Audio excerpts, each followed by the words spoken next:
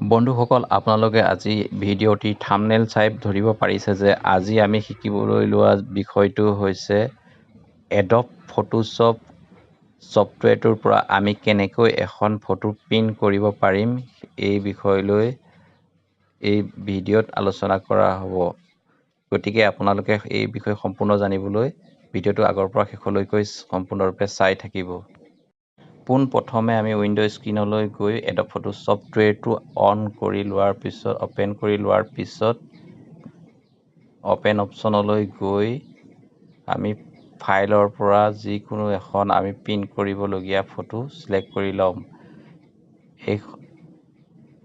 আমি এখন photo select কৰি ল'লোঁ। ফটোখনৰ চাইজ হৈছে 4x6 বা A6 পেপাৰ এখন ফটো।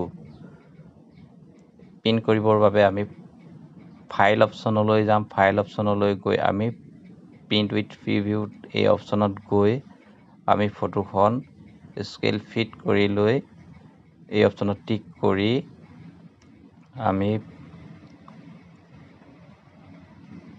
পেজ ছেটআপ এই অপশ্যনত গৈ আমি এই অপশ্যনত ক্লিক কৰি আমি A6 এই অপশ্যনটোত আমি ক্লিক কৰি পেপাৰখন আমি ছেটিং কৰি ল'ম।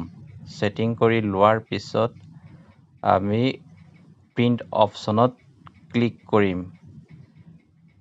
প্ৰিণ্ট অপশ্যনত ক্লিক কৰাৰ পিছত আমাৰ ওপৰত দেখা গৈছে যে এই প্ৰপাৰ্টিজ এই অপশ্যনত আমি ক্লিক কৰিম। ক্লিক কৰাৰ পিছত ফটো অপশ্যনত ক্লিক কৰিম।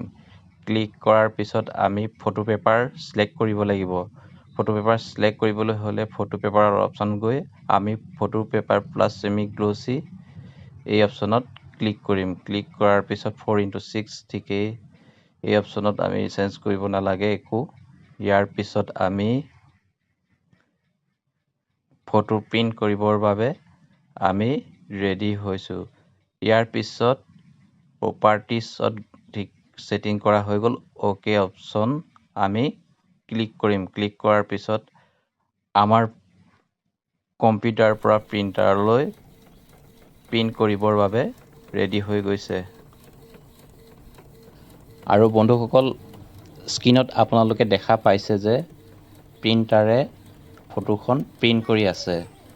বন্ধুসকল, এনেধৰণৰ ভিডিঅ'সমূহ পাই থাকিবলৈ আপোনালোকে মোৰ চেনেলটি ছাবস্ক্ৰাইব কৰি বেল আইকনটি দবাই ল'ব। বন্ধুসকল, আজিলৈ ভিডিঅ'টি ইমানেই আছিল। ভিডিঅ'টো যদি চাই ভাল লাগিলে আপোনালোকে লাইক, শ্বেয়াৰ, কমেণ্ট কৰিব নাপাহৰিব। ধন্যবাদ।